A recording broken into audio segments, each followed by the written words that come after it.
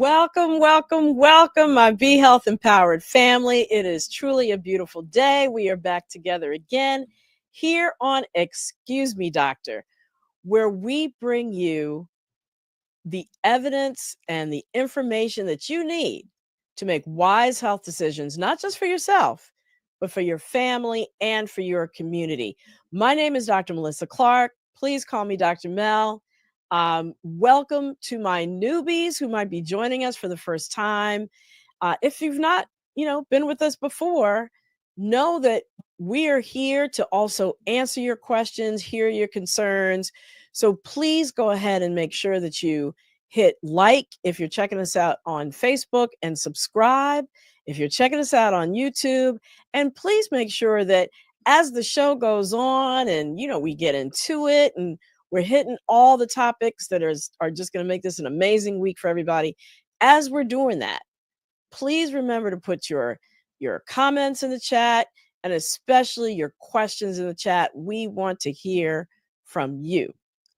Now, there are two other people that we want to hear from, and they are my incredible co-hosts, Mr. Wayne Bruce and Miss Lila Mays. Come on through. How y'all doing? How you doing? Hi. How you doing, Dr. Mel? Happy Monday. Happy Monday. We starting the week off right. Monday. So what's going on? Oh my goodness, there's so much going on. So much going on with this new administration, and the last few days, the last week even, healthcare and public health has been all up in the news. I mean, from vaccine skepticism, from vaccine, yes. Measles epidemics. Yep. I mean, Medicaid, healthcare funding rollbacks, all the top TikTokers pushing craziness, miracle cures. It's chaos out there, Dr. Mel. It's chaos. It is chaos, It exactly. is. And it's not just social media. It's not just social media nonsense. These are real policies shaping the health of our communities. The vaccine skepticism and misinformation is coming from the people who are supposed to be safeguarding us. So where does that leave us, Dr. Mel? Well, that is the big question. Are we headed towards a public health crisis, which is the title of the show today, or are we already in one, right? Right. So we're gonna talk about that. What can we do about it? I mean, Yeah. What can we do about it? Who's leading the fight for evidence-based health policies? I mean, who's standing up for the public's health in the face of misinformation, political interference, and funding cuts? Who's doing that? Right. It's a lot. Well, we are fortunate because we have one of the most prominent voices in public health with us tonight. His name is Dr. Georges Benjamin, and he's the executive director of the American Public Health Association. It's all up in the name. That is what he is all about. And he has been in this fight for decades. So if anyone knows where we stand right now with public health and how we need to move it forward, it's him. Right. Yeah. So we get to ask him straight up, what are the biggest threats to public health right now? How do we fight back against misinformation flooding our feeds? And what happens if policies keep heading in the wrong direction? We got to get real about public health. I am so looking forward to this show, but until we get into it, we got to do the recap first. We got to let the peoples know what is happening in the world of health this week. Dr. Mel, let's start off with the burning, itching, scratching, red bump question. What does the measles outbreak mean for you? There have been like 300 cases of measles this year across 15 states. We're already breaking records in just 3 months of 2025. What's going on? Well, most of this year's cases were in people who were either unvaccinated or did not know their vaccination status. So we can start there. So who, if anybody, should be worried? You mean about getting measles? Well, I would say the good news is that most people have immunity to measles either through being immunized early in life or having previous infection. So if you were born before 1957, so the seniors in the crowd, you're generally considered to have natural immunity to measles because it was widespread before the vaccine was introduced. After 1957, most people got 2 vaccinations of MMR. So one of those M stands for measles. They were given to children. And basically, if that happened, you were considered fully immunized for life. So no additional vaccination needed. One day I'll tell my vaccination story. We have to. We lost Li's audio, but she was saying we're gonna have to hear it because that's right. That's one of these days. Books. But I hear certain groups may need a dose or 2 of the vaccine. Yeah, sort of like a level up. So there are certain high-risk groups who don't know their measles status. They fall into sort of 3 groups. So if you're a healthcare worker born before 1957 who doesn't have proof of immunity, you should consider getting vaccinated. That's number 1.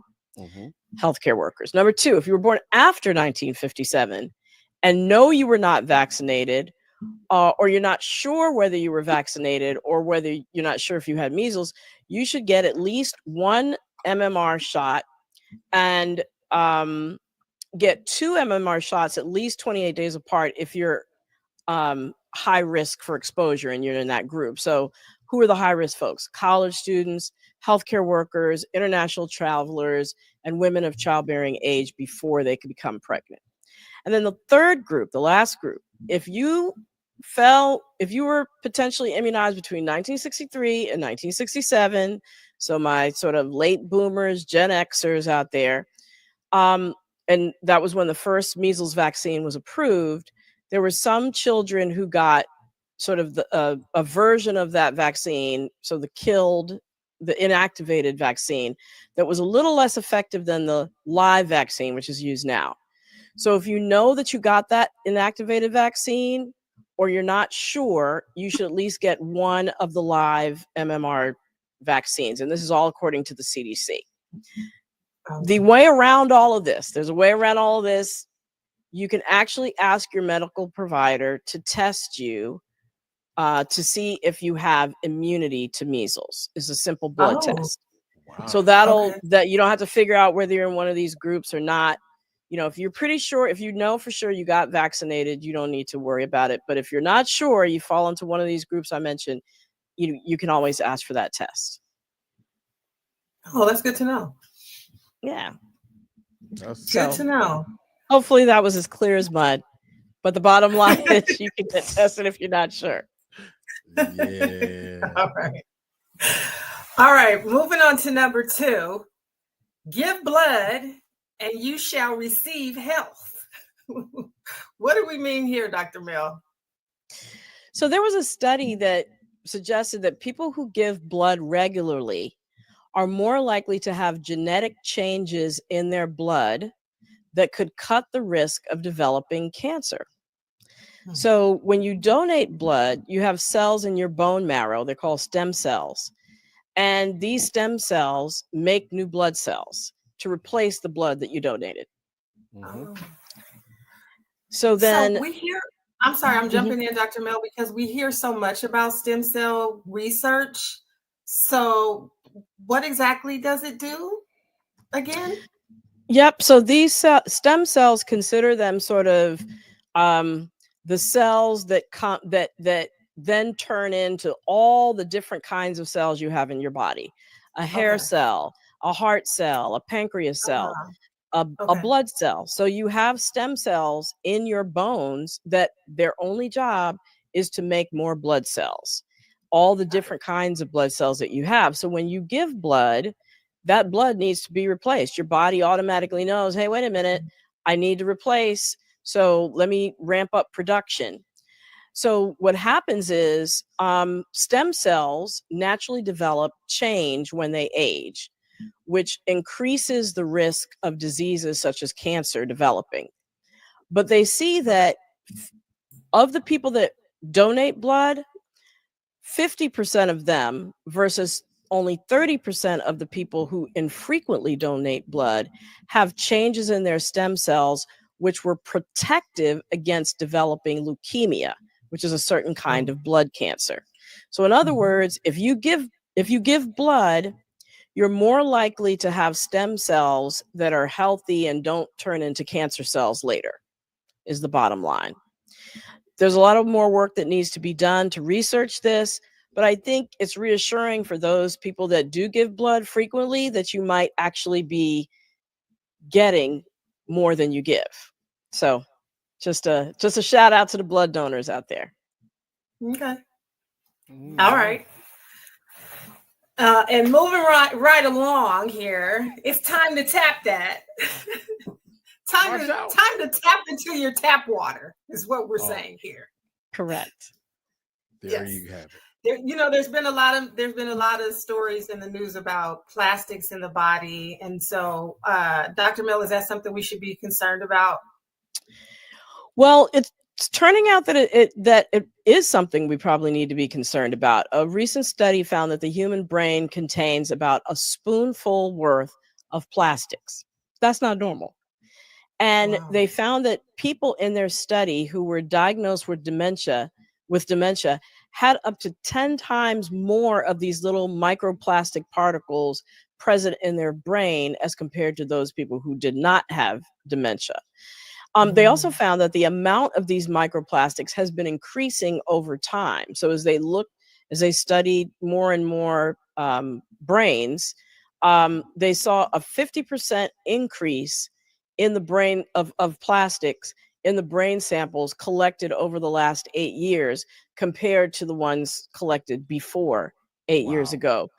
Which, if you kind of think about the last 8 years, people have really upped their drinking of bottled water and potentially other sources of exposure to microplastics. Wow. We can't do nothing no more. I was just gonna say that, Wayne. It's always something, huh? Well, if you think about it, drink a bottle of water. If you think about it, what I have always tried to avoid doing is leaving my plastic bottle in the hot car, because then the plastics are gonna melt into the water and leach into the water. But you don't know what happened to that bottle of water before it got to you, right? Just getting to you. Probably it heated up and cooled down and heated up multiple times. So they store them on a truck. You're right, exactly. So researchers really believe that changing from bottled water to tap water might be a way to reduce the intake of microplastics, decrease the intake at least tenfold. So at least the researchers in the study are really suggesting that people switch back to filtered tap water versus bottled water. Dr. Mill, I have up my hand. My hand. I know I'm interrupting the show. I know I'm blocking the flow of the show. What if you live in Flint? You going to drink that tap water? What if you live in Jackson, Mississippi? Those are public health crises. They are. And I think that there are filtered, water filters that can help to address that, which is why I said drink filtered water, tap water, as opposed to bottled water. I'm going to stop talking. Yeah. All right. Because it is time for the weekly debunk. Stopping misinformation in its tracks. This text I got from Bernice Bamalam. Bernice Bamalam says, doctors don't have a cure for autism, but I heard that bleach enemas can cure autistic kids for sure. I don't know about that. Excuse me, Dr. Mel, is that true? Well, it is true that there is not a cure for autism. It is not true that you need to use bleach enemas or any other detox means to quote unquote detox from autism. Unfortunately, we're seeing groups, private, online chat groups with over 27,000 members, moms of children with autism, that, these myths are circulating in these groups. And they include things from using ingredients that are used in bleach, like chlorine dioxide, to things like turpentine, to using the child's own urine, to do enemas or give them these things by mouth. There is really no credible scientific evidence or research supporting any of these claims. And it can be harmful. That's the thing. Parents have reported, doing this and are, trying one of these detox cures and have seen that their kids develop severe skin problems, diarrhea, increased irritability, you name it. So, sometimes you see things in the comments that say, well, these kinds of adverse reactions are just proof that the detox is working. Again, not true. And it can do serious harm to the child. So we do know that autism affects 1 in 59 children. It's a developmental issue that many parents and professionals really just view as a different way of being, as opposed to a disease that needs to be cured. So don't take advice from these groups. Talk to your doctor. These things can seriously harm your child and actually might even be considered child abuse. Vet your doctor and talk to your doctor, because the person at the helm of the health care in this country. Okay. All right. We'll see y'all in a little bit. I just want to say we'll see y'all in a little bit. On that note, thank you all very much. We'll see you all back very shortly because we're going to jump into the show. We're diving into the biggest public health challenges that our nation is facing in 2025 and beyond, from threats to healthcare access and vaccine policy shifts to climate impacts and the future of pandemic preparedness. We are going to cover it all. There is a lot of stake. There's a lot at stake. And it's especially true for vulnerable communities. So with the new policies that are taking shape in this administration, alongside growing influences of figures like Robert F. Kennedy Jr. and Dr. Mehmet Oz, the public health landscape is shifting, and it's shifting fast. So to help us break it all down, we are honored to have one of the nation's top public health leaders with us. His name is Dr. Georges Benjamin. He is the executive director of the American Public Health Association. He spent decades at the forefront of public health policy, advocating for evidence-based solutions to keep us as Americans healthy. So we're going to get his expert insights today. And Dr. Benjamin, thank you for being here and welcome to the show. Dr. Mel, thank you very much for having me. It's good to see you. Good to see you too. So let's jump right into it. So public health is really kind of at a critical crossroads this year. What do you see as the biggest threats to public health that might be keeping you up at night?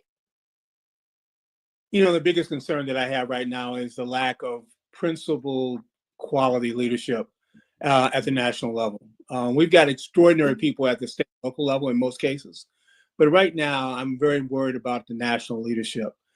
We've seen over the last several weeks the amount of misinformation and disinformation that's been articulated by our current health secretary. The fact that they're not using the experts that they really have in the Department of Health and Human Services to engage with the public and to give us good information. So right now, that is my biggest concern, is the lack of leadership and the amount of bad information that's out there. That's not evidence-based, it's not science-based. Well, thank you for breaking that down. We're about 2 months into this new administration's policies. How would you describe the direction that public health is headed in under President Trump's leadership? Yeah, so far as the word is chaos, dysfunctional chaos. And it's not just that, we worked with the Trump administration in the last time President Trump was in order. I tell you, there were lots of adults in the room. Somehow those adults that are not there. And, bad things are happening. And again, misinformation. I'll give you something that just came across the wires today, where Elon Musk said has died because of the cuts at USAID. USAID is the nation's international organization. And people are starving, diseases are out there, and he doesn't have that evidence, that nothing's bad has happened. But things like that, Hazel's case that we're having in this country is a big problem. Yeah. And if you're not a public health expert, you don't understand the gravity of the situation, the risks around the corner of defunding agencies like USAID or the CDC. And so I perfectly hear you. You mentioned the Secretary of HHS, but now we're actually seeing Dr. Mehmet Oz, who's in confirmation hearings to serve as the head of the Centers for Medicare and Medicaid Services, which oversees Medicaid, which is, many low-income and disabled Americans, pregnant women get their insurance through Medicaid. They also oversee Medicare, primarily seniors. And then they also oversee the Affordable Care Act, also known as Obamacare, which is primarily helping self-employed as well as low-income working Americans. So together, these programs provide health insurance for roughly half of the United States population. So let's start off with the Affordable Care Act. What's happening with the Affordable Care Act under the current administration? What are some of the threats that you think we need to be aware of?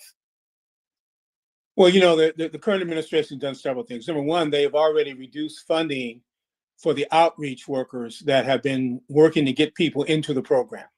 So that's the first thing, trying to get people actually covered and insured. Secondly, they are planning to dramatically cut the program for the subsidies for the health exchanges.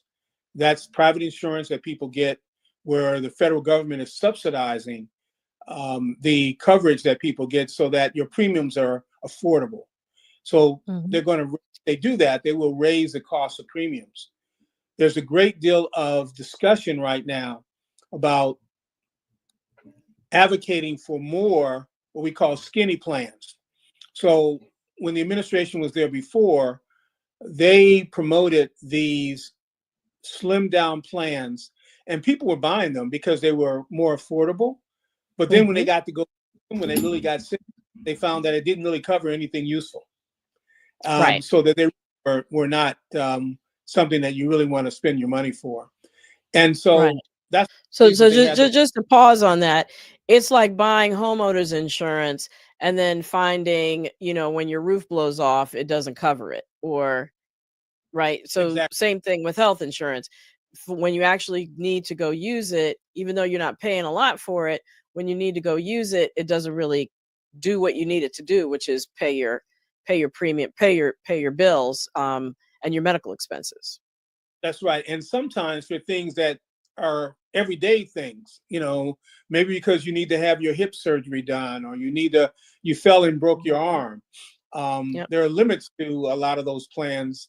There are high deductibles, meaning you have to put out of your pocket a lot of money before the insurance kicks in. So I encourage people, if you're going to make that choice to buy one of those skinny plans, do your homework before you get them. So don't do it.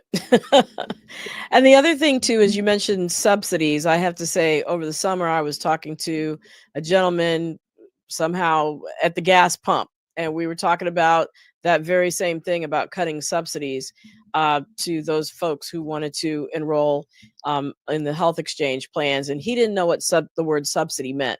So can you break that down for us a little bit more? Yeah, it means that the federal government pays a portion of what you normally would have paid. So when you buy health insurance, you can pay anywhere from $30 to $300 or $400 on average for a monthly premium. You pay that out of pocket to have the insurance, and that's your premium. And so the federal government pays a large portion of that for the exchanges for people who are middle income people. so that is much more affordable. So maybe instead of paying $200 a month for a policy, you only have to pay $50 a month. So it's much more affordable. And the federal government is paying, that part for you. And the problem is that we increase those subsidies, those additional payments on behalf of the people of America during the COVID pandemic in order to make sure we got everybody covered. And those subsidies, those additional payments, they run out at the end of this fiscal year and they have to be reauthorized. And right now, the Congress, particularly the House on the Republican side, has put up a budget that may not allow us to actually have the dollars to do that. Right. Let's move on to Medicaid rather. So that's folks, the Affordable Care Act, the health insurance exchanges, middle income people who don't get insurance through their jobs, right? Self-employed folks. Now let's move on to Medicaid, which I mentioned covers pregnant women, disabled individuals, low-income individuals. What are some of the challenges that we're seeing to Medicaid under this current administration? So Medicaid is the nation's insurance program. So the way to think about this is if you're very low income, Medicaid covers you, and the federal government covers that insurance program. And it's a partnership between you and the state. The states pay a portion of the cost and the federal government pay a portion of the cost. And then the health exchanges that we were just talking about are mid-income individuals to people who are have a much higher salary. And then if you are a senior, age 65 or older, then you're eligible for Medicare, no matter what. And what the federal government is doing, primarily the Congress, when they passed this most recent budget, they didn't put enough money in that budget to cover all the costs for Medicare and Medicaid. In fact, they're trying to get about $800 billion over 10 years out of the Medicaid program. So what that basically means, the way you can take that money out is provide less services for people, to put out less money per beneficiary. In other words, pay your doctors and your hospitals less money, or somehow otherwise cap the amount of money going out the door. And at the end of the day, every time they've done that, less people have been covered.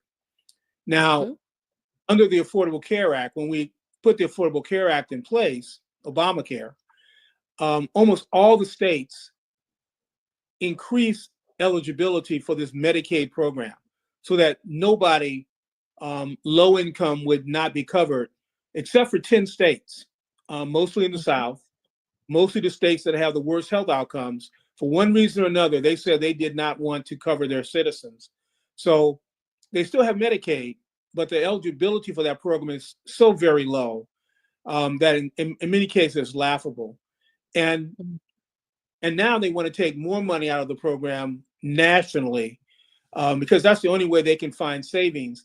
And I understand being fiscally responsible, but what the public needs to know is that they want to take the money away from lower income individuals and give it to rich people in the form of a tax cut. Yes, exactly. It's for a tax cut.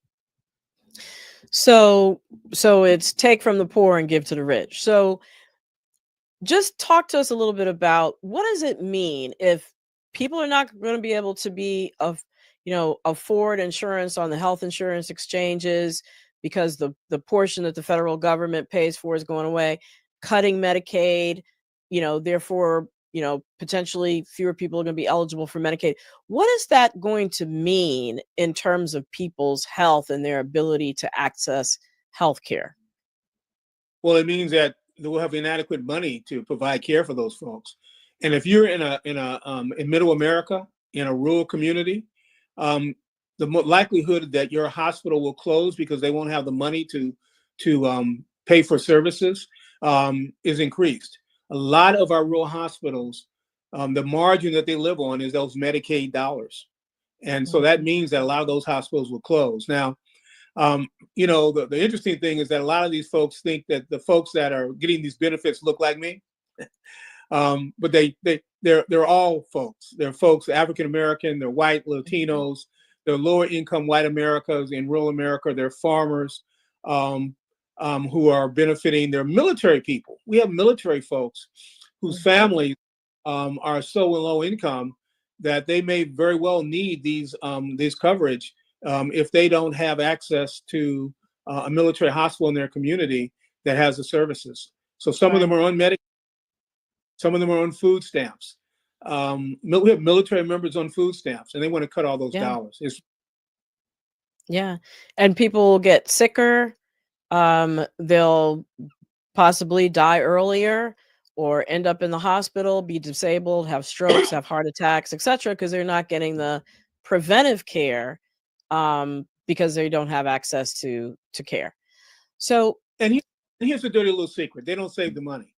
Because what happens is people show up when they get really sick. They show up later for care. That care costs them more money. Then they have poor health outcomes, and they often die sooner. Yeah.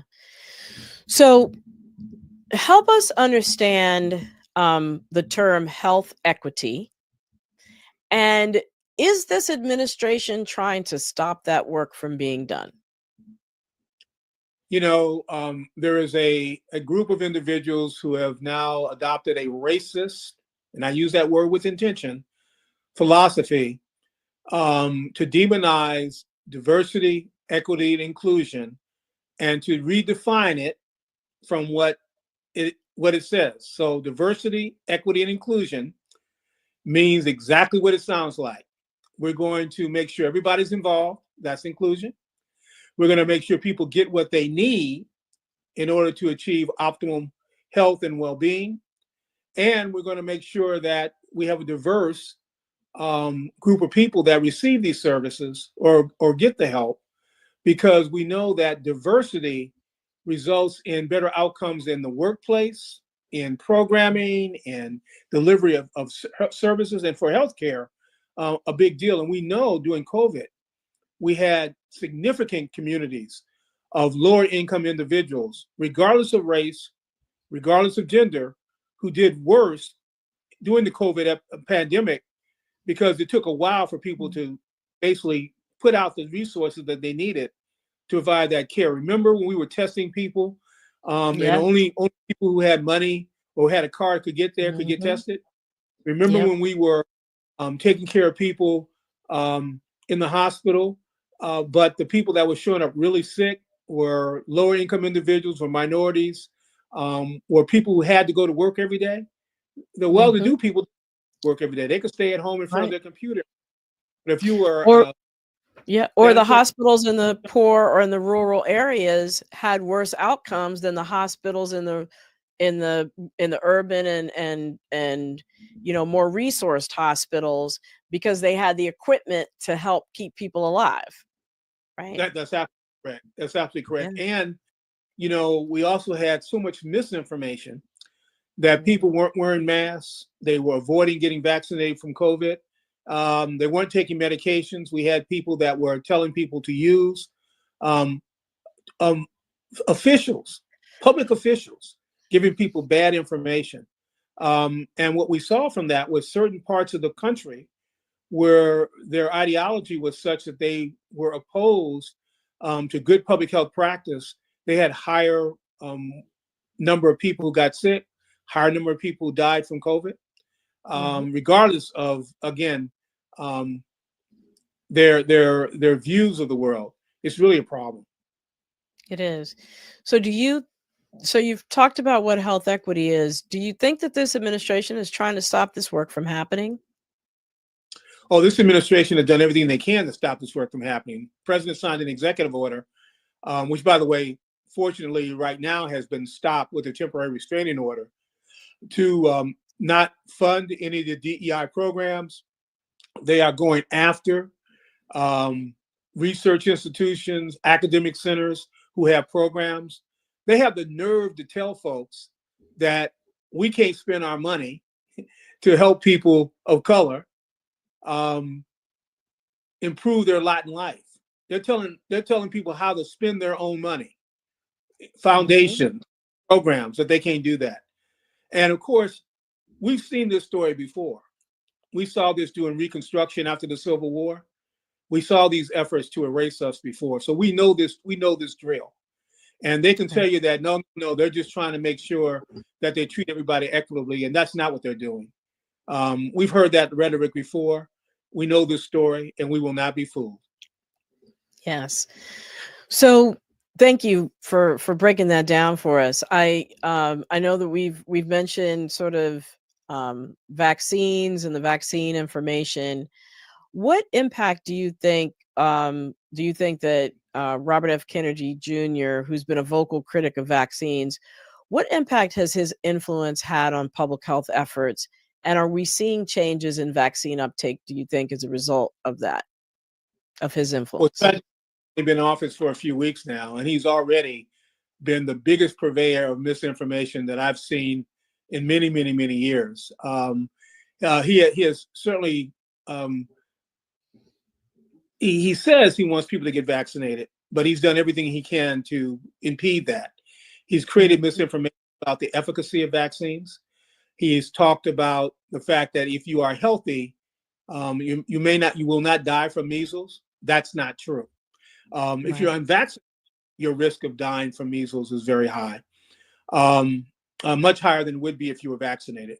But that's a better way to put it. And he has stated that there are holistic ways of reducing your ability to get sick and die, even though you're unvaccinated with the measles vaccine. So, for example, he's told people that if you take vitamin A, or if you're healthy, you won't get measles, and if you do get it, you won't get real sick. And that's just not true. There is a role for using vitamin A in people who are vitamin A deficient, who are real sick, but it won't stop you from getting measles. The only thing that prevents you from getting measles reliably is being vaccinated. We, as you heard earlier in the show, we do a weekly debunk, and that was our weekly debunk last week, that taking vitamin A does not prevent you from getting measles, just as you said. I want to, move on to the fact that the U.S. has stepped back from certain global health initiatives under this administration. We're seeing this measles outbreak, which, definitely has not gotten to the level of an epidemic or a pandemic. But how does this stepping back from global health initiatives affect our ability as a country to combat future pandemics or disease threats that come from outside this country? People often ask, how does our reaching out to other countries and spending money in other countries and helping them with, if they perceive their problems, help me in the hood with my problem? And the truth of the matter is that it's better to provide those services to other countries, to your neighbors, to other, folks in Africa, folks in the Southern Hemisphere, through the Agency for International Development, because if you can treat those diseases there, then those diseases which are only one plane ride away from us won't get here. The other thing, of course, is the humane thing to do. And so we, as a ethical, caring nation, should be trying to help other people.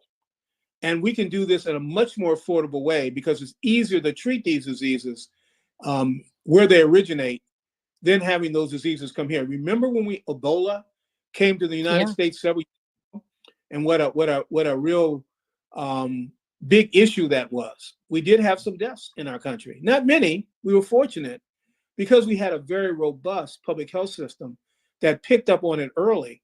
But we also had people overseas that were keeping it from coming here. And we have lots of viruses. I mean, COVID is another example of a virus that, came from outside the United States and came here. And quite frankly, had we not had some forward-leaning engagement with the World Health Organization, despite the argument we often have with China, if we have not been working collaboratively with those countries, it would have been worse here.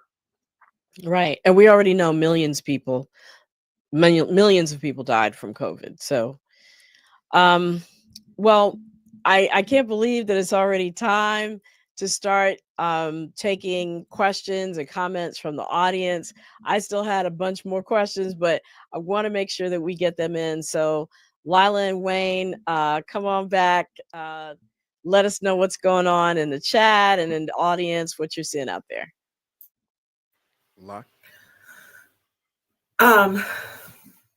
So much. I I always have my own questions, but let's go to the chat. So with what's happening in the administration, a lot of people are just not trusting the CDC and WHO anymore. Is there a way to develop more trust with those organizations? How do we do that? How do we get people to lean in to good information coming from those organizations? So I understand that the administration, people have lost some trust in federal authorities. And I still trust the Center for Disease Control and Prevention. They're still the best knowledge experts in the world on most things, as well as the World Health Organization.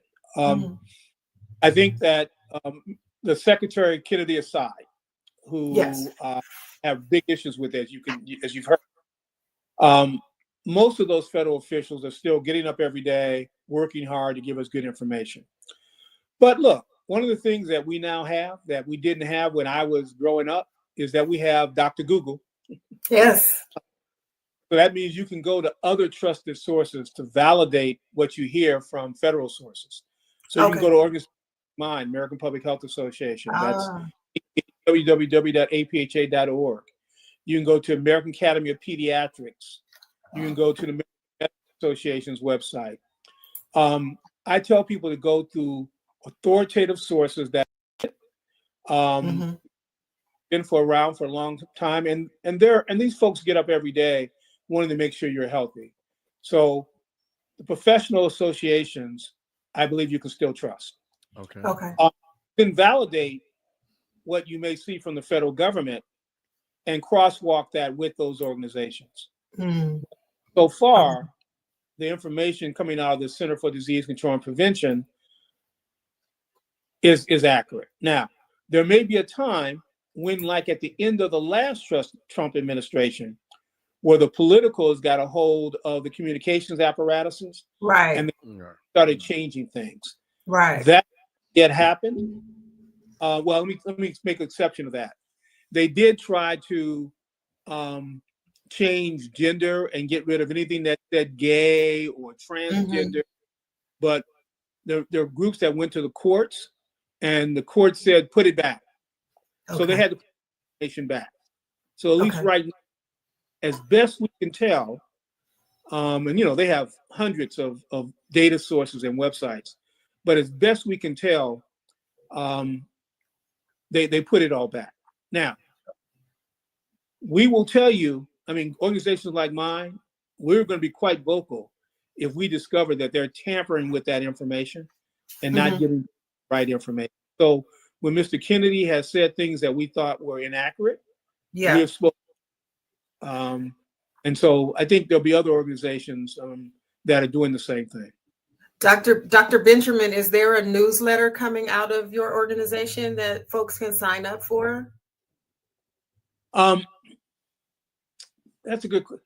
The best thing to do is go to our website. We are a membership association, so members can join us. Can join APHA as a member.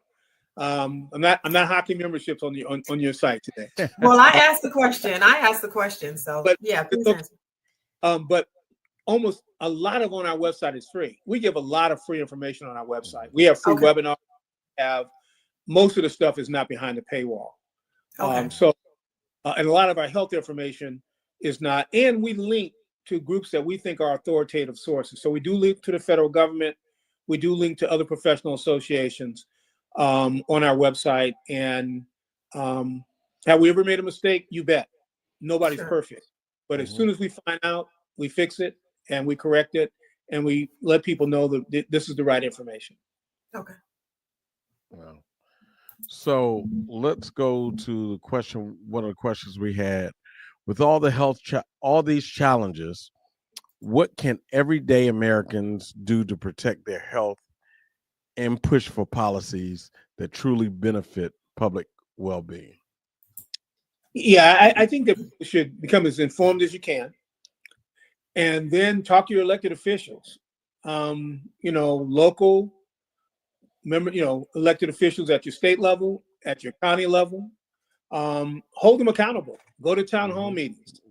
Ask them to answer the questions that you have. Write your questions down that you don't know the answers to, and go to them and say, "Tell me what give me the answers to these questions." Demand that they answer those questions. Now, right now, I think that the public, because right now they're on recess and they're back in the hood, and so you should go to their offices. You should call them on the phone. You should do your homework and write a letter and give them your views. I just encourage you to make sure that the answers that you have are things you truly believe. I'm not going to tell you what to believe, but I am going to tell you do your homework and then share with them, because they work for us. Right. They work for us, and Right. we need to be accountable.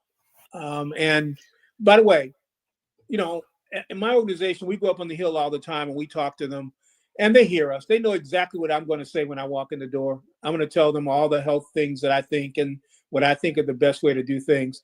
But you're a constituent. When you go in there, they got to listen. Okay? Because they don't listen to you when it comes time to elect again. You have the right to make a different choice. And they know that's right. There we go. That's right. Dr. Benjamin, what are 2 questions we could ask? Now, listen, I'm calling and I'm writing about all the things, but what are 2 health-related questions that we should be demanding answers from our folks? The 2 things that I would demand right now is, number 1, I would demand they tell you whether or not they're going to support the Medicaid program, and they're going to resist any cuts to the Medicaid program. That's the first thing I encourage you folks to do. And the second thing I would do is tell them, do they believe in climate change, and what are they going to do to address climate change in our community? Ooh. Climate change is here, is impacting our health today. That's why we have such superstorms, big rainstorms, tornadoes, hurricanes, heat waves. And we still have people that say climate change doesn't exist. Isn't real, right? Right. It's real. In the last administration, they didn't acknowledge it. Oh, no, not in the Biden administration. I'm talking about. You talk about the last Trump administration. Right. The last administration wasn't supportive, and these guys are on steroids, not supporting it. Right. Yeah. They take away all the climate funding. They've look. Let me give you an example. You talked earlier about Flint and lead in the water. The IRA, that bill that was passed by President Biden, has money in it to replace the lead lines in our community so that we won't get poisoned by lead in our drinking water. Guess what they want to cut? They want to take away that money. Who's going to poison? Right. And those environmental rollbacks are differentially affecting communities of color, because communities of color automatically have been, sort of segregated, if you will, to certain communities like Flint, where there's lead in the water, and have more environmental pollution, sort of thinking of Cancer Alley in Louisiana. So, a lot of communities of color are situated in places where they're going to have worse health outcomes because of environmental conditions, and the rollbacks that are happening are specifically going to affect them and make their health even worse. And we used to have offices, the Environmental Protection Agency, that did environmental justice. Guess what? They didn't like the word environment, and they didn't like the word justice. And they put those offices. Yeah. And they were making sure communities were not disproportionately impacted. And by the way, these were not all minority communities.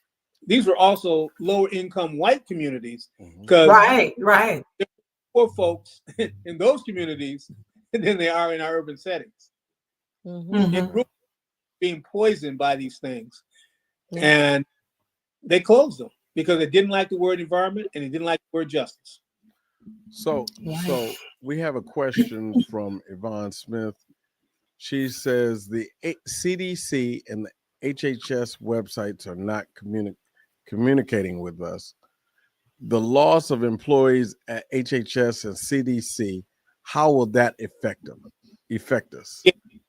So imagine you showed up for your work one day, wherever you work, and your boss said, because we've only hired you for the last 6 months, we're going to let you go.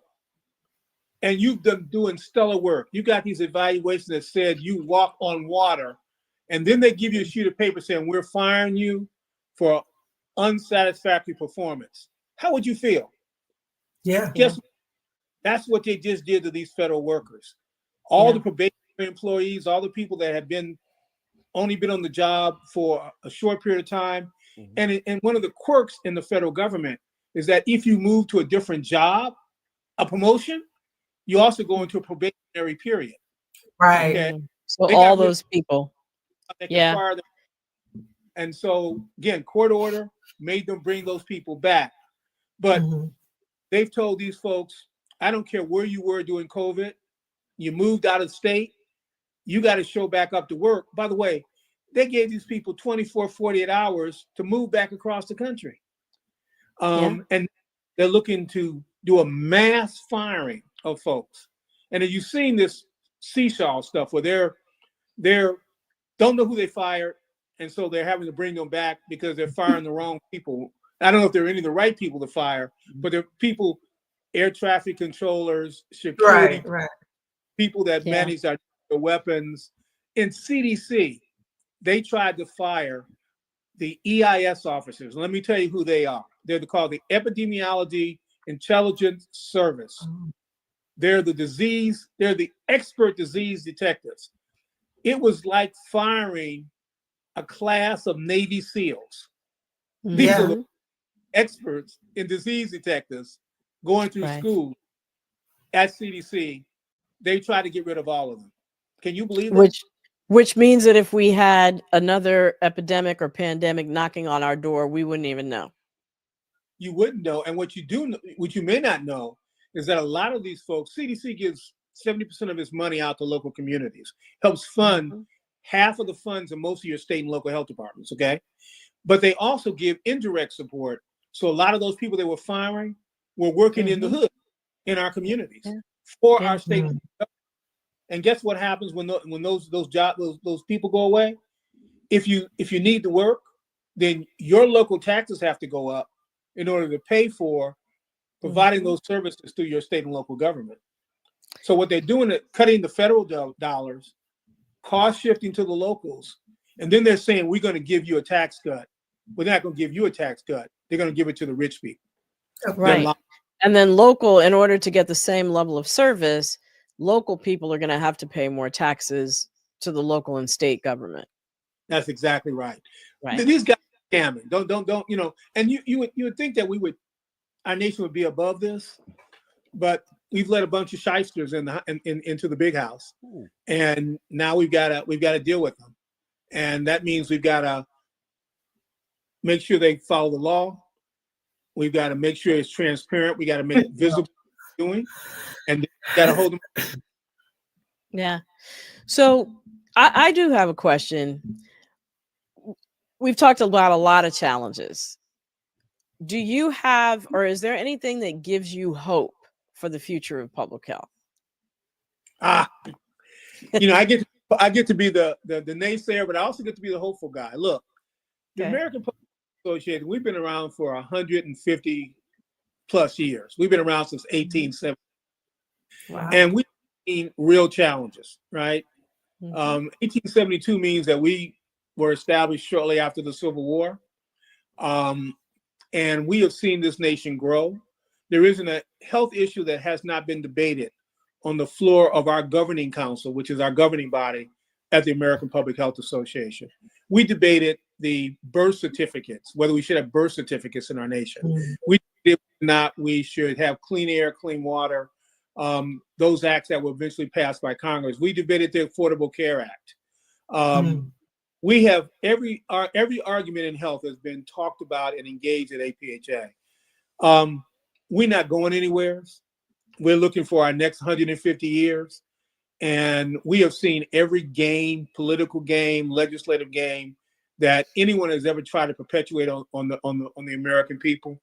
We've also worked collaboratively with people that we vigorously disagree with on things in which we can work together. So Mr. Kennedy says he wants to make sure that we have healthy foods for all of our kids. We're on board. But that means that we have to make sure that kids that are food insecure have access to food. Right. And then you see them in school. We got to make sure they have school lunches, and then it's nutrition. We got without using the word equity. Right. We still got to do that. No, we're going to use the word equity in doing that. Yes. We are not going to allow them to redefine diversity, equity, and inclusion, because the English language is a beautiful language, and we need to use every word, including racist. Okay. We need to make sure that we're using all the words in our vocabulary and call them as we see them. And I know people are afraid, but if you give them power, they will take it. Yeah. Only power they have is a power that we give them. They work for us. Wow. Well, on that note, I am hopeful having this conversation with you. I think we've heard some concrete things that we can do, concrete questions that we can ask around Medicaid, around climate change, around protecting vulnerable communities, that we can make sure that we are asking our Congress people and making them and keeping them accountable. We're looking forward to another successful 150 years for the American Public Health Association, but more importantly, the public health of our nation. So thank you, Dr. Georges Benjamin, for being here. We really appreciate you. Thank you, of course, Lala and Wayne. Y'all are incredible co-hosts. Thank you, my Be Health Empowered family, for tuning in. And until I see you, be wise, be well, and be health empowered. Thanks for tuning in.